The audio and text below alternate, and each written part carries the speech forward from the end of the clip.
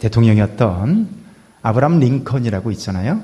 이분에게 신앙생활 10계명이라는 것을 따로 뒀다고 하는데요. 좀 소개하려고 합니다. 자, 첫 번째는 나는 주의를 거룩하게 지키며 예배 생활에 힘쓸 것입니다.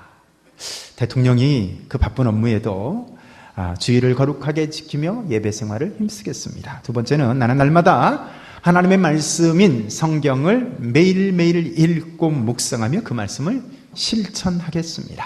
매일 성경을 읽겠습니다. 세 번째는 나는 도움을 베풀어 주시는 아버지 하나님께 날마다 겸손히 기도하겠습니다. 자, 기도의 삶을 나는 나의 뜻이 아니라 하나님 뜻에 순종할 것입니다. 이게 네 번째입니다. 나는 내 뜻이 아니라 내 뜻대로 정치하는 것이 아니라 하나님의 뜻에 순종하겠습니다.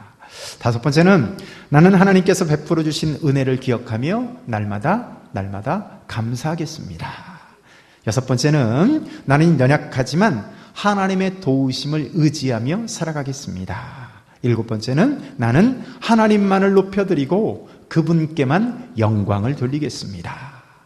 대통령인 자기가 영광을 받지 않고 모든 영광을 하나님께만 올려드리겠습니다.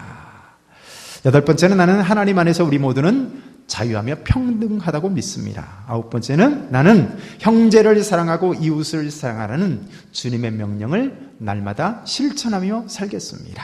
형제 사랑을 실천하겠다는 거죠. 열 번째는 이 땅 위에 나는 하나님의 진리와 공의가 실현될 수 있도록 최선을 다하겠습니다. 자, 이 아브라함 링컨의 신앙을요, 한마디로 압축해서 표현하자면 그의 신앙은요, 행동하는 신앙, 실천하는 신앙이었다는 겁니다. 여러분, 또한 미국의 백화점 왕이라 불렸던 존 워너메이커라는 분이 계셔요. 한 번은 미국의 대통령인 해리슨 대통령이 그에게 최신부 장관이 되어줄 것을 요청을 합니다. 장관이 되어달라. 그것도 미국의 장관이 되어달라라고 요청을 했는데요.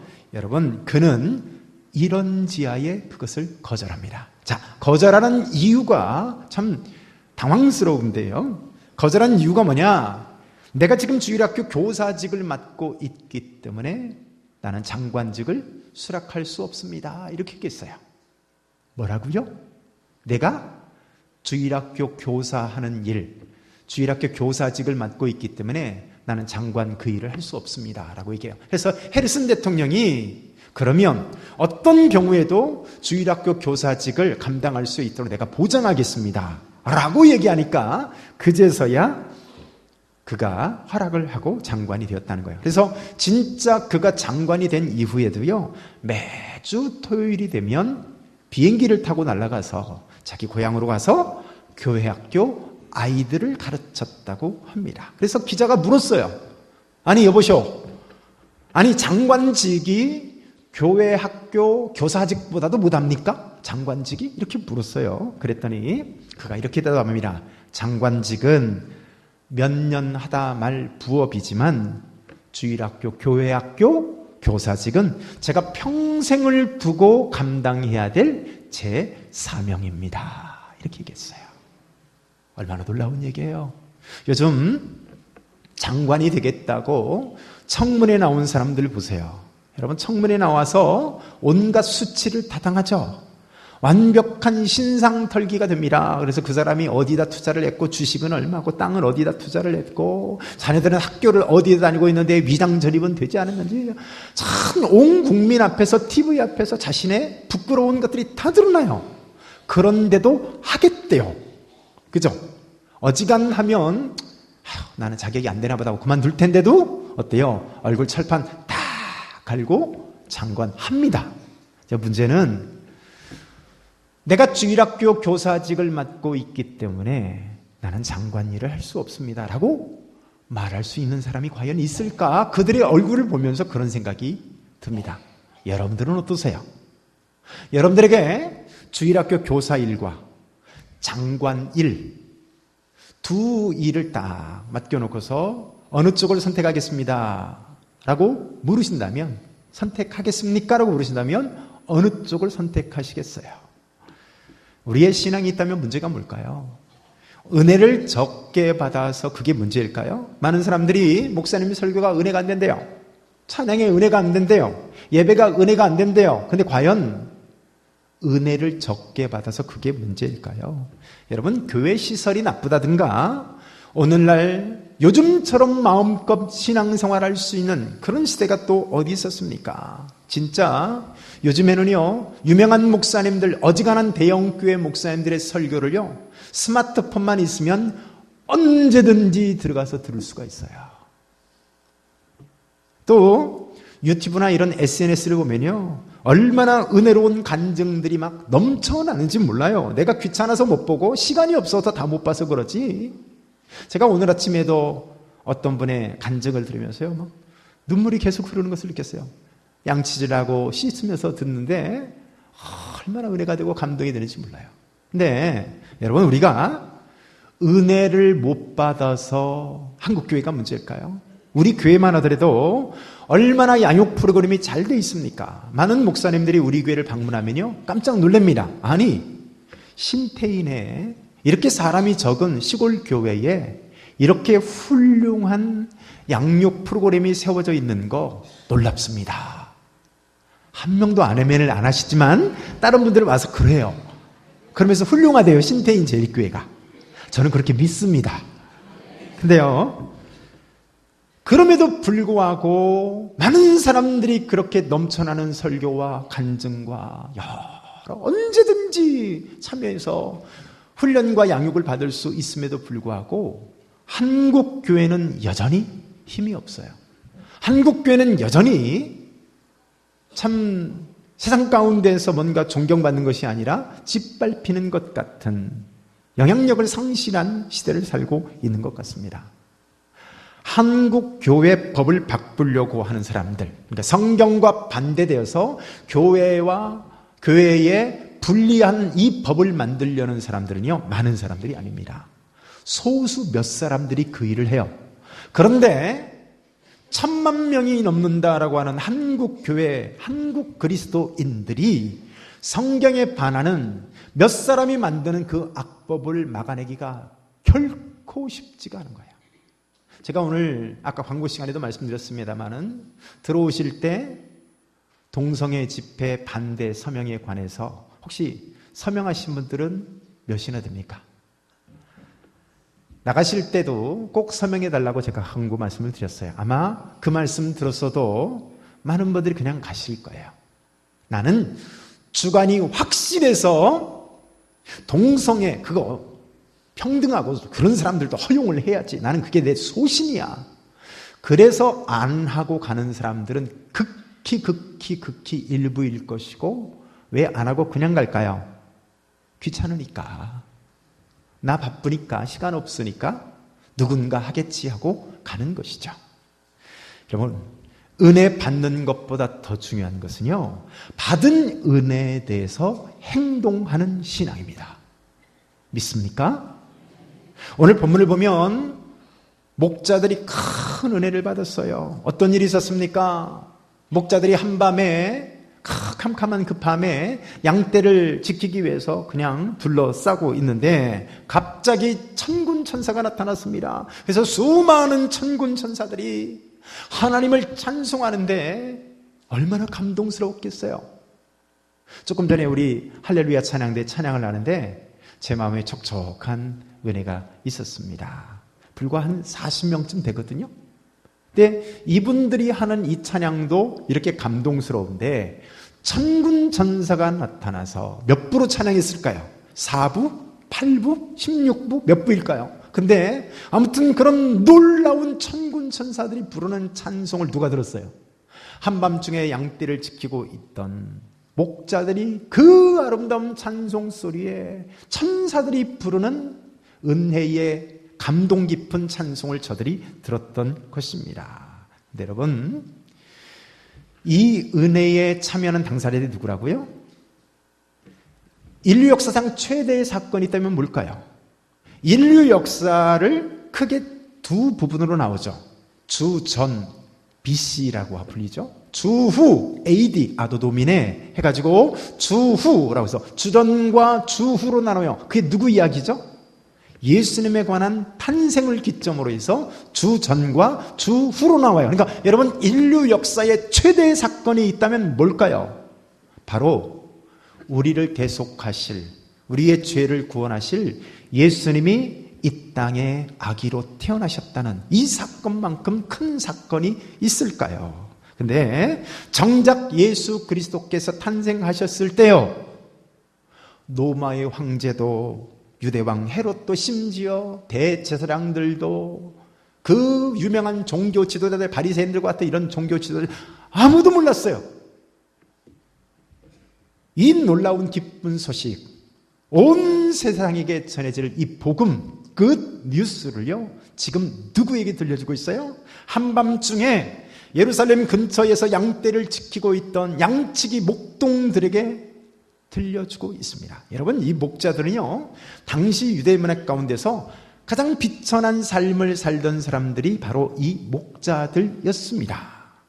이미 가나안 땅에 정착한 이후에 농경 생활로 바뀌어버렸습니다. 그러니까 목축하던 원래 이 일이 히브리인들의 본래 업이었는데, 목축업에서 농경으로 포도를 심고 무화과를 심고 하는, 이런 채소를 심고 하는 이런 업으로 바뀐 거예요. 본래 아브라함도 목동이었고 이삭도 야곱도 다 본래 양치던 사람들 아닙니까? 그런데 이 가나안 땅에 정착한 이후에 유목 생활에서 농경 생활로 다 바뀌고, 그럼 누가 양을 쳐요? 농사 지을 짜투리 땅 하나 없어서, 이 짜투리 땅 하나도 없어가지고, 그래서 염소떼 몰고 소떼 몰고 이리저리 유랑하면서 사는 당시의 가장 딱한 처지의 사람들이 바로 목자들이었습니다. 그런데 바로 그런 사람들이 오늘 하나님의 가장 큰 선물인, 가장 큰 기쁨의 소식인, 인류 역사상 가장 위대한 사건인 예수 그리스도의 탄생에 관한 놀라운 그 뉴스를, 복음을 저들이 듣고 있습니다. 근데 저들이 이런 큰 은혜를 받았는데요, 저들은 어떻게 했습니까? 천사들은 이런 복음을 전한 이후에 하늘로 올라가 버렸어요. 천사들은 이미 올라갔습니다. 그러니까 은혜는 줬어요. 메시지 전했어요. 은혜 받았어요. 그 이유가 문제인 거죠. 목자들이 그러면 은혜 받은 이후에 어떻게 했느냐? 오늘 우리가 설교를 통해서 주목하려고 하는 부분은 이 부분입니다. 천사를 만나고, 야, 신비한 경험을 했다. 야, 참, 누가 천사를 본 사람이 있어? 나와봐. 나 천사 봤거든. 그걸로 끝났다면 무슨 의미가 있겠습니까? 그것을 굳이 성경에 왜 기록하겠어요? 중요한 것은 은혜 받은 이후에 저들이 어떻게 했느냐가, 저들이 어떻게 대응했느냐가 오늘 설교에 주목할 바인 거죠. 이 목자들의 천사들이 올라간 이후에 첫 반응이 나오는데요, 우리 15절 같이 한번 읽습니다. 시작. 천사들이 떠나 하늘로 올라가니 목자가 서로 말하되 이제 베들레헴으로 가서 주께서 우리에게 알리신 바 이 이루어진 일을 보자 하고. 자, 여기 주목할 부분은 이거예요. 서로 말하되 라는 부분을 주목하시길 바랍니다. 자, 서로 말했다는 것은 서로 권면했다는 거야. 누구 혼자 일방적으로 설교한 게 아니라, 누구 혼자가 일방적으로 주도해서 혼자 말하고 있었던 것이 아니라 함께 말을 나누면서 함께 뭔가 으쌰으쌰 했다는 거예요. 이것을 고상한 말로 바꾸면 서로 권면했다 이겁니다. 여러분, 은혜 받은 이후에 권면하는 일이 중요합니다. 권면의 내용이 참 중요한데, 그 내용이 뭐요? 야, 베들레헴으로 가서 주께서 우리에게 알리신 바 이 이루어진 일을 보자. 이게 권면의 내용입니다.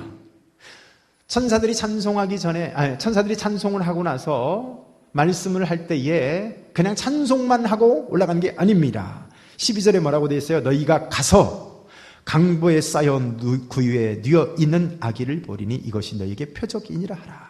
여러분, 너희를 위한 구주가 나셨는데 지금 다윗의 동네에 강보에 쌓여 구유에 누워있다. 가서 보라는 거예요. 그랬더니 어떻게 해요? 여러분, 확인해 보라는 이 말 앞에 목자들이, 야, 우리들이 말씀대로 그대로 하자고 서로 말을 하면서 권면을 하고 있더라는 거예요. 여러분, 이게 설교를 들은 이후에, 은혜를 받은 이후에, 예배를 참석한 이후에 우리가 가져야 할 삶의 자세입니다. 하나님의 말씀을 들었다면 어떻게 해야 돼요? 서로 은혜를 나누고 서로 격려해야 합니다. 서로 권면의 말을 하면서요, 서로 긍정적으로 행하고 실천할 수 있도록 이렇게 서로를 위로하고 격려해야 한다는 거예요. 여러분, 주보를 보게 되면 매주마다 구역 나눔지가 실려 있습니다. 구역 예배 설교문이 아닙니다. 성경 공부에 무슨 질문을 해놓고 거기에 답을 달았거나 그런 게 아니에요. 한마디로 설교를 들었는데 설교를 들은 이후에 내 삶에서 우리가 모여서 함께 어떻게 적용하고 어떻게 삶에서 실천할 것인지에 대해서요, 거기에 나눔지로 여러분들에게 나눠드리고 있는 겁니다. 그래서 구역 모임을 통해서 서로 모여서 어떻게 하라고요? 서로 권면하라는 거예요. 서로 격려하라는 거예요. 서로 은혜를 나누고 삶에서 적용하고 실천할 수 있도록 서로 이렇게 격려하고 권면하는 그런 시간을 가지라는 겁니다. 여러분, 그럼에도 불구하고 잘 모이질 않습니다. 혹은 모여도 그냥 대충 형식적으로 그냥 하고 마는 경우가 많습니다. 사랑하는 성도 여러분, 은혜 받은 이후에 서로 격려하시길 축복합니다. 은혜를 받은 이후에 권면의 시간을 가지시길 축복합니다. 우리가 왜 혼자 신앙생활하지 않습니까? 혼자 교회를 다니지 않고 예수를 믿으면 천국 못 가나요? 그렇지 않습니다. 혼자 예수를 믿고 예수님을 구주로 영접하면요, 여러분 구원받고 천국 가는 거예요. 문제는 왜 우리가 이렇게 굳이 예배 시간에 모아놓고 함께 교회라는, 신태인 제일교회라는 이름 아래 여러분들을 모이도록 했을까요? 이거예요. 서로 격려하고 서로 세워나가는 권면을 통해서 함께 세워져 가라는 것입니다. 혼자 신앙생활하는 것은 마치요, 혼자 이렇게 땅에 내던져진 숯불과 같습니다. 숯불이 함께 모여 있으면 이렇게 잘 타오릅니다. 그런데 어때요? 그 잘 타고 있는 숯불 하나를 집어서 땅 위에다가 덩그러니 던져놓으면 얼마 가지 못해서 꺼져버리고 말죠. 마치 그것 같아요.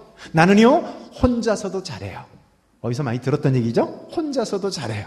혼자서도 교회 안 다니고서도 누구 목사님의 말씀이나 그런 거 없이도 혼자 성경 읽고 혼자 기도하고 혼자 예배하고 얼마든지 그럴 수 있습니다. 그런데 이 땅에 혼자 내던져진 숯불과 같아서요, 얼마 가지 않아서 꺼져버릴 확률이 높다는 거예요. 여러분, 그래서 서로 선행을 격려하시길 축복합니다. 오늘 목자들이 긍정적인, 세워나갈 수 있는 선행을 격려했다는 사실을 기억하시길 바라요. 전에 있던 교회에서는요, 구역 예배로 모임을 가졌습니다. 우리는 구역 예배로 모임을 갖지 않고 구역 나눔의 시간을 갖죠. 근데 구역 예배를 드리라고 해서 구역을 모이게 하고 어떤 강사나 이런 사람들이 모여서 예배를 드리고 은혜 받고 난 이후의 문제예요. 예배 시간에는 은혜를 받았는데 예배 끝나고 나니까 선행을 격려하는 것이 아니라 그 반대인 거예요. 어떻게 구역이 변질됩니까? 예배 끝나고요, 은혜 받고 나서 이제 어때요? 받은 은혜를 한쪽으로 싹 치워놓고 도마를 하나 딱 갖다 놓습니다. 그리고 그 도마 위에다가 목사님도 올려놓고 장로님도 올려놓고 아무개 그 권사도 올려놓고 어떻게 해요? 난도질을 시작하는 거죠. 여러분, 선행을 격려하는 것이 아니라 은혜 받고 나서 독주사 맞고 있는 거예요. 그래서 오히려 성령이 충만한 것이 아니라 구역 예배를 드리고 오면 시험이 충만하고 불평이 충만해져서 와요. 막 화가 잔뜩 나서 와요. 여러분, 이 뭔가가 잘못된 거죠. 뭐가 잘못된 겁니까? 은혜 받은 이후에 선행을 격려하고 은혜를 서로 나누고 권면하라고 말하는데요, 그 반대인 것이죠. 여러분, 은혜 받는 일에 격려하고 함께 힘을 실어주시길 축복합니다. 오늘 목자들 보세요. 가서 우리가 확인해보자. 그 이루어진 일을 보자.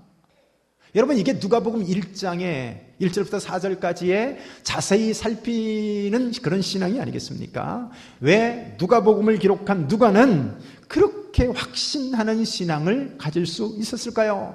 처음부터 자세히 미루어 살핀 나는 이렇게 돼 있어요. 어떻게 해요? 처음부터 자세히 미루어 살피니까 확신하는 신앙을 갖더라는 것입니다. 여러분, 어떤 신앙이 힘이 없습니까? 왜 신앙생활을 하는데도 신앙생활이 힘이 없고 그렇게 위험한 신앙생활을 해요? 덮어놓고 믿는 신앙이 힘이 없습니다. 맹목적으로 믿는 신앙은 위험한 거예요. 제가 처음에 신앙생활을 시작할 때는요, 제가 미친 듯이 찾고 살피고 확인했습니다. 해가지고 저는 예수 믿을 때 그냥 안 믿었어요. 역사적으로 사실인지 과학적으로 문제가 없는지 거짓말로 그냥 꾸며낸 것은 아닌지 제가요, 책이나 이런 것들 갖다 제가 교회 다니기 전에 책을 13권을 봤습니다. 할렐루야. 목사는 아무나 되나? 여러분, 교회 다니기 전에 13권 책 본 사람 있으면 나와보세요. 저는 뭐 했다고요? 자세히 미루어 살폈어요. 내 영혼을 맡길 만한가? 내 인생을 맡길 만한가? 내 운명을 맡길 만한가? 거짓말은 아닌가? 누가 꾸며낸 것은 아닌가? 역사적인 사실인가? 자세히 미루어 살폈다고요. 근데 뭐가 생겨요? 그랬더니 제 마음에 굉장한 확신이 생겼습니다. 할렐루야. 왜요? 내가 살피고 확인했으니까. 살펴봤더니 사실이더라 이겁니다. 할렐루야. 그렇습니다. 그래서 저는 저 혼자만 은혜 받고 확신을 가진 게 아니라요, 만나는 후배들마다, 친구들마다 내가 살핀 것들을 격려하고 권면하기 시작했어요. 만나는 친구들, 야 친구야, 내가 이거를 살펴봤더니 역사적으로 이게 사실이더라. 예수님이 실제 인물이더라. 예수님 부활이 사실이더라. 제가 확인하고 살피고 확신 가진 것을요 나누기 시작했어요. 권면하기 시작했어요. 그랬더니 어떻게 될까요? 제 주위에 있는 제 친구들도 그 예수를 믿으면서 함께 확신하는 가운데 거하게 된 줄로 믿습니다. 그 확신이 전염되는 거예요. 함께 격려하고 함께 살펴봤기 때문에 그렇습니다. 그래서 그 당시에 저와 함께 교제했던 이 친구들이요, 지금 훌륭한 종들이 되었습니다. 왜 아멘 안 하십니까? 훌륭한 종들이 되었습니다. 여러분들은 아멘 안 하시기로 작정을 하신 분들이니까 하면 큰일 나죠. 저는요, 제가 다른 교회 가서 놀리는 게 그거예요. 우리 교회에서는 아멘을 안 하는데 다른 교회 가서는 이래 합니다. 그냥 아멘! 그리고 깜짝 놀래요. 이게 뭔 일인가? 16절도 보세요. 여기 보니까요, 빨리 가서 하라고 그래요. 무슨 얘기예요? 은혜 받았을 때 서로 격려하기도 했지만 저들은요 즉시 순종했어요. 믿습니까? 밤이 너무 늦었다면서 야 지금 너무 어둡잖아, 나중에 가자, 야 내일 날 밝은 다음에 가도 되잖아, 그러지 않았어요. 미루지 않았어요. 즉시 순종했습니다. 아브라함의 믿음이 우리가 믿음의 조상이라고 그러면서 믿음의 모델로 우리가 칩니다. 근데 아브라함의 어떤 점이 그런 믿음의 조상이라고 말하고 믿음의 모델이 될 만할까요? 아브라함의 믿음 중에서 딱 한 가지를 구체적으로 꼽으란다면요, 그는 즉시 순종하는 믿음이었다는 겁니다. 창세기 12장을 보세요. 여호와께서 아브라함에게 나타나셨어요. 본래 그가 우상을 섬기던 사람이었는데 하나님께서 나타나셔서 말씀하십니다. 아브라함아, 너는 너의 고향과 친척과 아버지의 집을 떠나서 내가 내게 보여줄 땅으로 가라. 그랬더니요, 4절 말씀에 어떻게 돼 있어요? 일체의 군더더기가 없습니다. 이에 아브라함이 여호와의 말씀을 따라갔고, 할렐루야. 몇 년 동안 고민해 보더라 그러지 않았어요. 가족들과 회의를 하고 깊이 미루어 살펴 고민했더라 그러지 않았어요. 즉시 실행에 옮겼습니다. 22장에서도요 하나님의 마지막 테스트가 있었죠. 어떤 명령이 있었어요? 창세기 22장 2절 말씀을 보면 여호와께서 이르시되 내 아들 내 사랑하는 독자 이삭을 데리고 모리아 땅으로 가서 내가 내게 일러준 한 산 거기서 그를 번제로 드려라. 여러분, 하나님도 너무하시지. 내 아들, 내 사랑하는 내 독자 이삭을 이라고 말하고 있어요. 근데 내가 지정하는 한 산에 가서 그를 번제로 드리라. 말이 번제지요. 불태워 드리는 제사예요. 근데 3절 말씀에 어떻게 되어 있습니까? 함께 한번 읽습니다. 시작. 아브라함이 아침에 일찍이 일어나 나귀의 안장을 지우고 두 종과 그의 아들 이삭을 데리고 번제에 쓸 나무를 쪼개어 가지고 떠나 하나님이 자기에게 일러 주신 곳으로 가더니 어떻게 됐어요? 아침에 일찍 일어나요. 여러분, 이 아침에 일찍 일어나가 10년 뒤에 아침에 일찍 일어납니까? 다음 날 바로 아침 일찍 일어났다는 거죠. 사탄은 어떻게 우리에게 유혹할까요? 야, 순종해라. 순종해. 예배도 드려라. 은혜 받고 헌금도 해라. 그런데 천천히 해라. 나중에 해라. 오늘만 날이냐? 근데요, 그렇게 해놓고 순종하지 못할 여러 이유들을 찾게 만듭니다. 결국 못하는 거예요. 이게 사탄의 전술 전략이에요. 오늘 목자들은요, 은혜 받자마자 빨리 즉시 가서 행동으로 옮겼습니다. 여러분, 은혜 받았을 때 즉시 행동으로 옮기지 않으면 영영 순종 못합니다.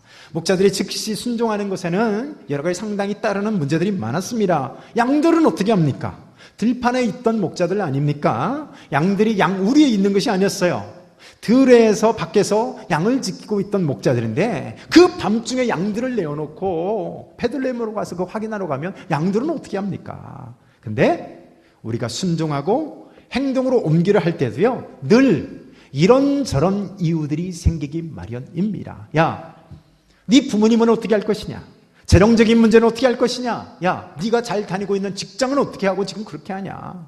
근데요, 지금 순종하지 않으면 영영 못하는 거예요. 그래서 순종은 어떻게 하는 겁니까? 즉시 순종하는 겁니다. 예수님을 낳은 마리아도 한번 보세요. 말씀대로 그대로 행동하는 모습을 봅니다. 누가복음 2장 21절 보면요, 할례할 8일이 되매 그 이름을 예수로 하니 곧 잉태하기 전에 천사가 일컬은 바라라. 이게 지금요, 그냥 이름 하나 지은 것으로 그걸 기록하고 있는 게 아닙니다. 세례요한의 부모들이 이름을 지으려고 할 때 가족들 간에 얼마나 말이 많았습니까? 야, 그런 이름이 어딨냐? 그런 근본 없는 이름이 어디서 나오냐? 여러분, 이 예수님이란 이름도요, 마리아가 창작한 창조물이 아닙니다. 본래 여호수아라고 하는 구약의 이름에서 왔는데요, 이 이름의 뜻은 여호와는 구원이시다라는 뜻이에요. 예수님이 이 땅에 오신 이유가 뭐예요? 자기 백성을 죄에서 구원하실 그 목적 때문에 오셨잖아요. 그러니까 예수님의 이름은 반드시 예수여야 하는 거예요. 왜요? 여호와는 구원이시다라는 이 이름과 같이 그 삶을 살아야 하기 때문에 그렇죠. 마리아의 신앙도요, 이 마리아의 신앙도 한마디로 정의하면 즉시 실천하는 신앙이었던 것입니다. 사랑하는 성도 여러분, 즉시 순종하시는 여러분들 되시기를 축복합니다. 오늘 이 목자들, 비록 비천한 사람들이었지만 그들은요, 최초의 복음을 증거한 증인들이었습니다. 우리 17절 같이 한번 읽습니다. 시작. 보고 천사가 자기들에게 이 아기에 대하여 말한 것을 전하니. 보세요. 증인이 뭐 하는 사람이에요? 증인은 없는 것을 만들어내는 사람이 아닙니다. 본 것을 그대로 말하는 사람이 증인이에요. 이 사람들, 이 목자들은 비천한 사람들이었지만 신약 최초로 증거한 주의 복음의 증인들이었습니다. 여러분, 듣는 모든 사람들이 그들의 말을 듣고요, 다 놀랍니다. 더 놀라운 사실은 20절을 보니까 20절 같이 한번 읽습니다. 시작. 목자들은 자기들에게 이르던 바와 같이 듣고 본 그 모든 것으로 인하여 하나님께 영광을 돌리고 찬송하며 돌아가니라. 할렐루야.